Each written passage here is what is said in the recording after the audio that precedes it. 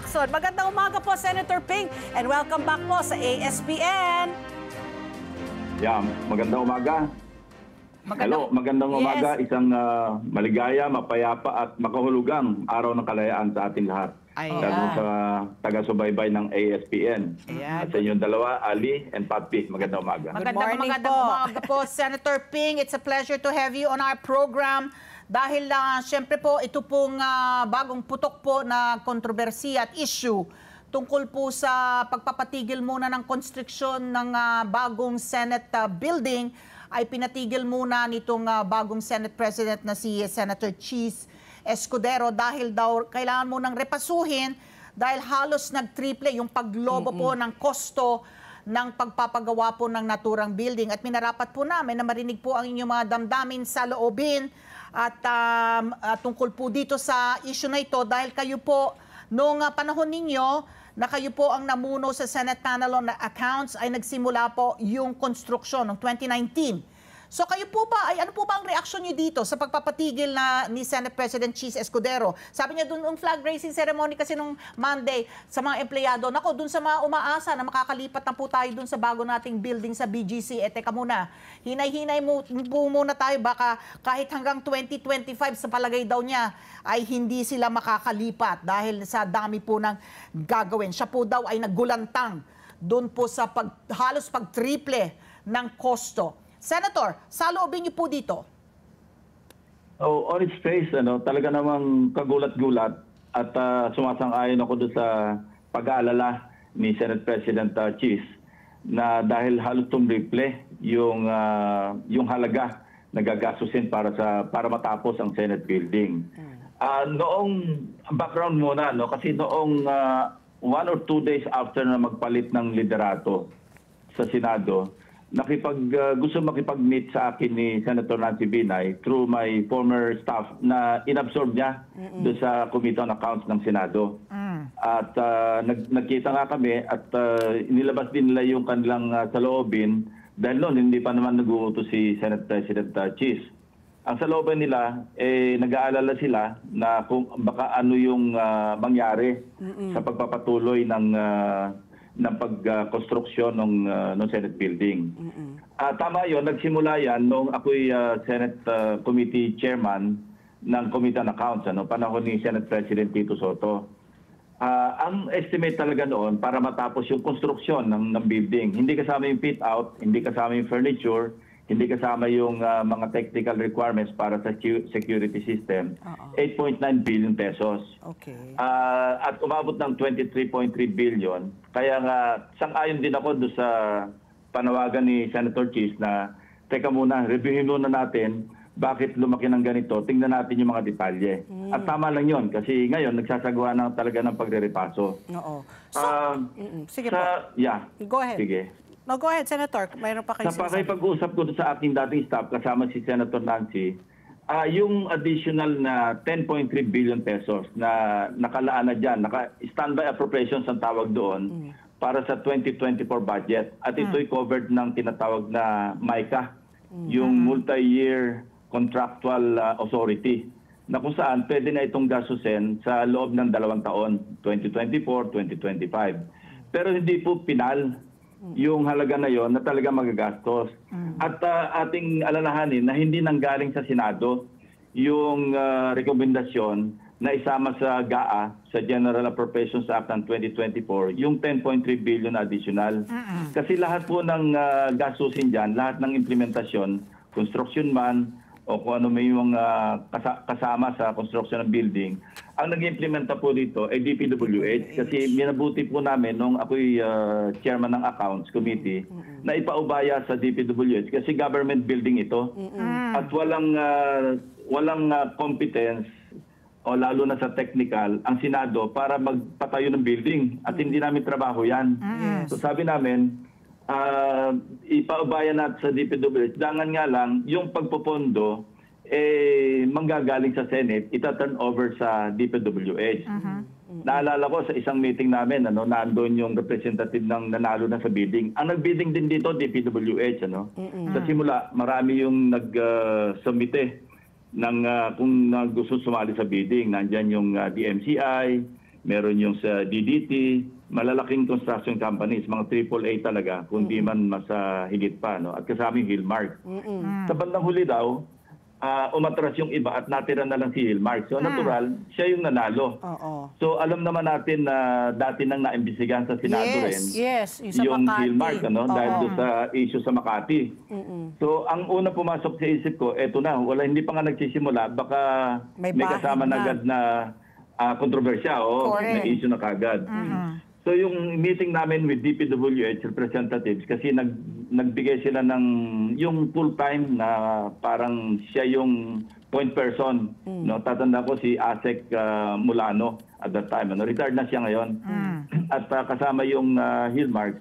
Tatatandaan ko pa yun, nireport ko nga kay Senate President Tito Sen ito noon. Sinabi ko na ito, magkaliwanagan tayo. Patawarin nyo itong building na ito. Kung ano man yung naiisip ng mga tauhan ninyo, patawarin nyo ito, gawin nyo matino at talagang tama. Ipapasok yung pera sa dapat gastusin dito. Tanda ko yun at sila'y sumang-ayon naman sa aming usapan. In the course of time, nung nagsimula na yung construction, of course, naantala ito ng 2 taon dahil sa COVID, nahinto. Kaya natagalan. Ang napansin namin, maraming mga variation order. Pag sinabi nating variation order, nagbabago. Nagmo-move yung mga specs, pati yung cost, construction cost. At ito'y talagang tinututulan namin. Hindi po pwede magkaroon ng katakot-takot na variation orders. Diyan na kasi nagkakaloko-loko yung construction at pati yung mga cost estimates nagbabago, gumagalaw. At meron pa ako natatandaan noon na yung nilagak na pondo ng Senate na itatransfer lamang doon sa DPWH kapag ready na sila na mag-implementa. Meron pang isang insidente noon na nalaman namin na commingle yung pondo na para sa construction ng Senado, kinomingle doon sa kanilang general fund. Sabi namin, hindi po pwede yan.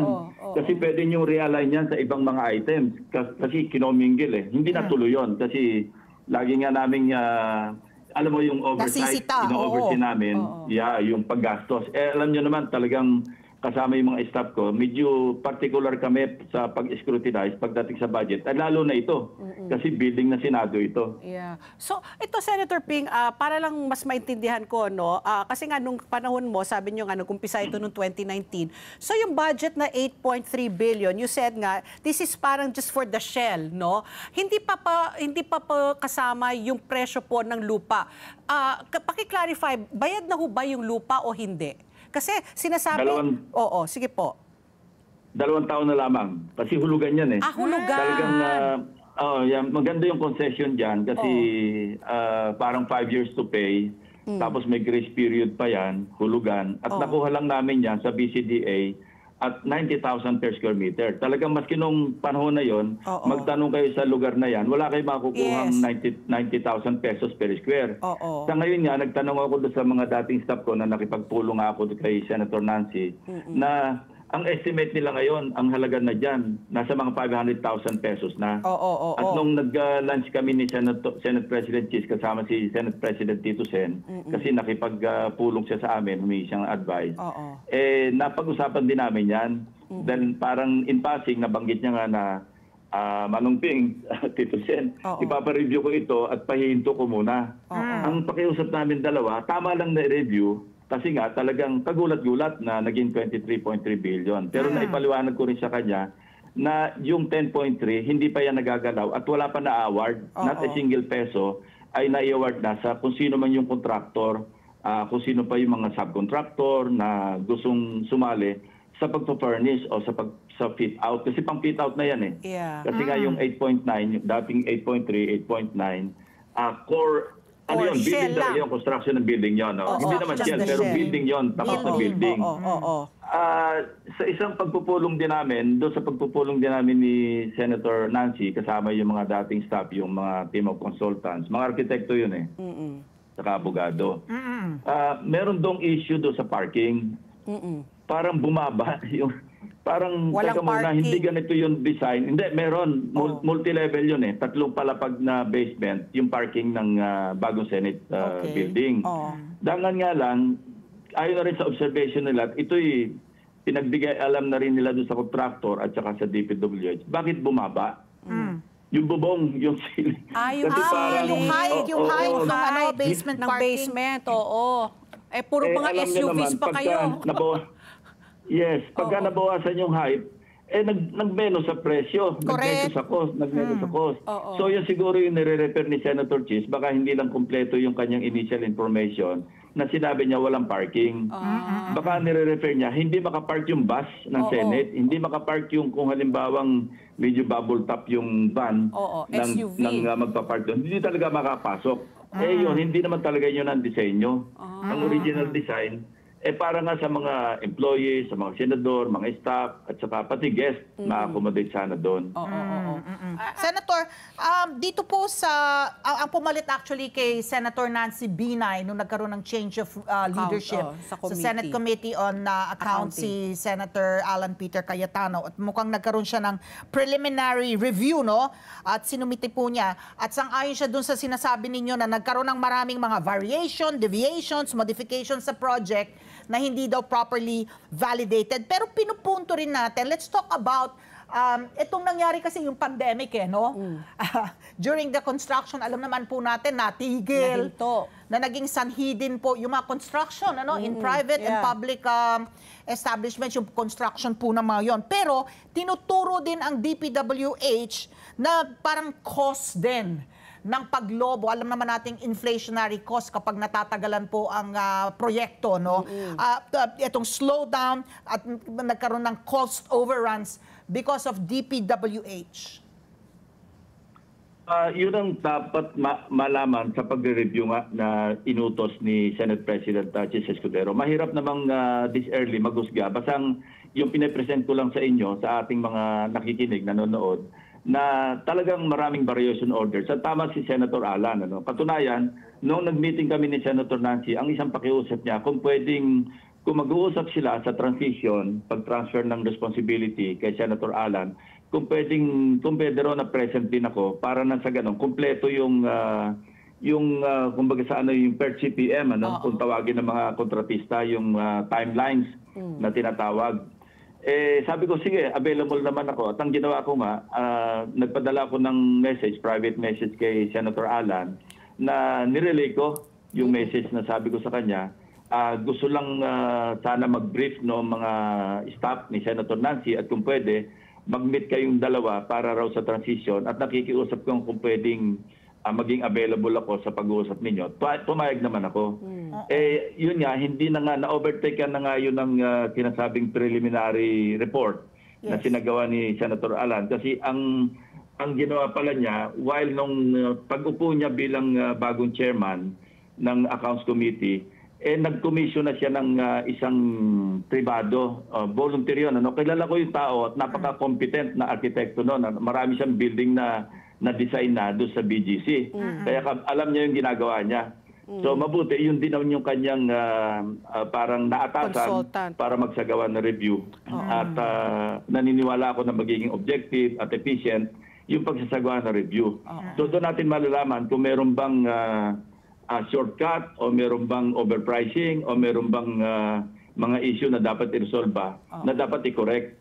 So ulitin ko, yung additional na 10.3 billion pesos na nandyan na sa General Appropriations Act ng 2024, nandyan pa yan, hindi pa yan nagagalaw. And it's up to the Senate leadership, the new leadership, na pwedeng bawasan yan. Hindi naman kailangan na gastusin lahat yun Kung halimbawa ang pwede lang magastos 5 billion, edi ibabalik yung 8 billion na hindi nagamit, nababalik naman sa treasury yon.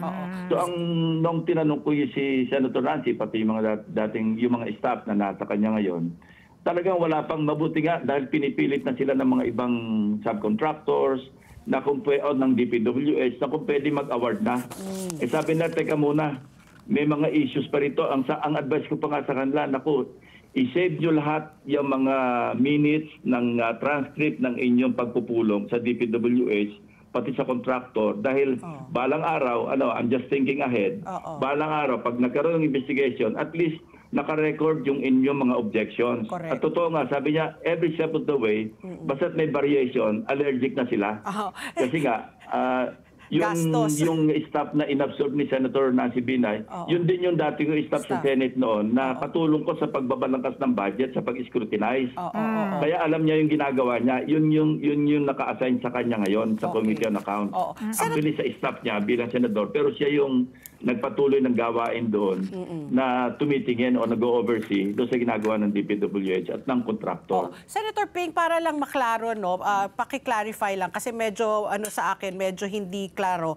Yung budget po na ginawa ninyo na 8.3, talagang sabi nyo nga that's for the shell, no, yung para for the building lang. Wala pa dyan yung interiors, yung fittings, yung security, yung furniture, lahat doon. So paano ho yun? Every year ho ba nag-appropriate ba ang budget ang Senado para po sa improvement po, para po sa construction? Ganun ho ba? Or was the budget lump sum? Kasi ngayon, I'm sure nung 2019, if I'm not mistaken, yung exchange rate pa ng dollar was probably at 51, 52. Ngayon, nasa 58 na tayo eh. Baka nga sabi nila, sumadsad sa 60. So, yung mga ganun ba, nakaano rin ho ba Factored yan? in. Naka-factor in yan sa kontrata with the contractors?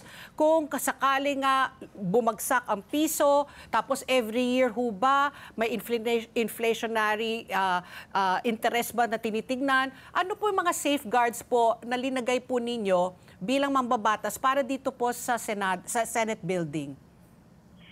Una-una, yung sa unang tanong, hindi lamsam yan, yung kung ano yung pangangailangan do sa taon na susunod, O kung covered na ng MICA, yung multi-year contract. Dati MAYOA yan Obligational Authority. Ngayon, ginawang MICA na ng DBM, Multi-Year Contractual Authority, MICA.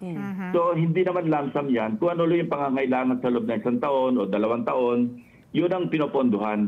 Kaya hindi buong amount ilalagay. Now, second question, meron tinatawag sila na escalation cost. Naka-factor in na yan. Okay. Kapag nag-bid sila, kapag sila nagpirma ng award, ng kontrata, naka-factor in na lahat yun na escalation cost, tapos yung mga unseen na mga pwedeng sa dollar exchange rate na nagbago, nandun na lahat yon. Okay. So hindi pwedeng gawing dahilan ngayon yon na bilang bali afterthought na hindi.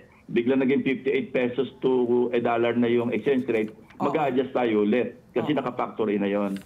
Ngayon, yung 23.3 billion, gusto ko rin linawin, nung tinignan ko yung breakdown, napasama pati doon yung cost ng real estate, ng lupa, na hindi naman siguro dapat, dahil naka-fix na yon at 1.62 billion pesos dahil 90,000 per square meter, yung 1.8 hectares. So, maski nag-appreciate pa yun, hindi pwedeng, yun nga, nagkaroon ng misunderstanding doon sa aking pahayag. Mali yung interpretation ng ibang media outlets. Yes. Sinabi na kaya raw lumobo dahil tumaas yung presyo ng lupa. Hindi po yun ang dahilan. Dahil fix na yun Nandoon na yun na binabayaran separate yung lupa. At ang pag-uusapan lang natin dito, yung nag-escalate o nag-spike, yung cost ng construction kasi nakasama rin doon yun nga, sabi ko, fit out, mga accessories, furniture, at yung ano-ano pa, na hindi kasama doon sa building. Okay. So, Senator, malinaw naman ang sinabi ni Senate President Cheese Escudero na walang himig ng akusasyon. Yung ito pong kanyang utos na suspindihin muna yung konstruksyon. Pero bilang panghuling katanungan namin, because we're out of time, Senator, kami ang magkakaroon ba ng pagkakataon ng mga taong bayan na ihalal ka muli, ibalik ka sa Senado bilang tagabantay ng kaban ng bayan sa susunod na taon? Ang pagbabalik. Senator? Kala ko babalik after commercial. Hindi po. Commercial break. Magkakaroon ba ng pagkakataon ng mga taong bayan na ibalik ka sa Senado next year? Kayo po ba itatakbo? Truth to tell, and to be very honest about it, talagang walang decision akong nagagawa as of now, 4 na buwan bago mag-Oktubre. Para kung tatakbo o hindi na. Kasi initially talagang after noong natapos yung termino ko, talaga ayoko na. Yung napatakbo nga lang ako pagkapangulo kasi nga sa pakiusap ni Tito Sen, sabi niya, samahan mo naman ako kasi gusto ko tumakbong Vice President. Kung pwede magsama tayo. Sabi ko, ayoko na nga mag-re-elect sa Senate, partner, pero pag-aralan natin, gano'n, tingnan natin. So, yun ang background. So, talagang decidido na ako na hanggang 2022 lang sana yung aking serbisyo. After all, 1971 ako graduate sa PMA, 50 anyos na rin ako sa public service bilang government employee, public official. Sa loob-loob ko lang, tama naman yun. Panahon naman para siguro umuwi na ako ng bahay at tingnan ko naman yung alam mo na, yung domestic naman yung ating asikasuhin ang mga apo. Oo.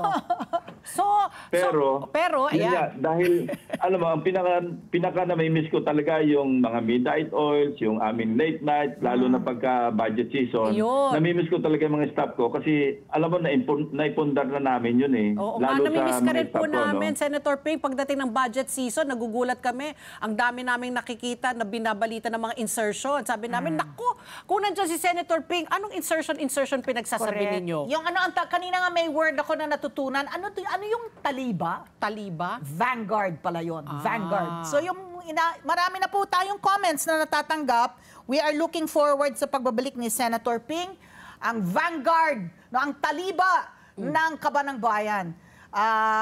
Senator, hanggang Balik sa na kayo. Oktubre yung pag-file ng Certificate of Candidacy ay amin pong aasahan. I'm sure na nakakaburyong na rin po sa bahay. Baka Actually, baka yung business ninyo po ang mag-uudyok pa sa inyo. Tumakbo ka na. Hindi, may mga umaga. I'm sure, aminin mo, Senator Ping, may mga umaga nagigising ka, tapos sasabihin mo, Ano gagawin ko? today? Magbibilang ba ako ng ng dahon sa halaman? Parang nag-ano yata, nagpa-farming yata. Oo, farming sa Cavite. Oo. Hindi bali yung halaman, ang mahirap bilangin yung butike eh. Sa kisame. Senator, Senator. mapakumbinsi ka pa namin. Oo, bumalik po kayo sa Senado po talaga. Looking forward, Senator Ping. Maraming salamat po sa pagkakataon. Maraming salamat. Thank you very much. Maraming salamat. Thank you. And may God guide your decision. Ayan, whether oo. or not babalik ka sa public service. Maraming salamat po, Senator Ping. Salamat Thank you. po. Sabi nga, listen to all counsel but follow your heart. Yun. Follow O, sige, your heart. follow your heart. Okay, Thank you po, thank you po, Senator. Senator Ping Lacson. At ang Thank you. oras, alas 9.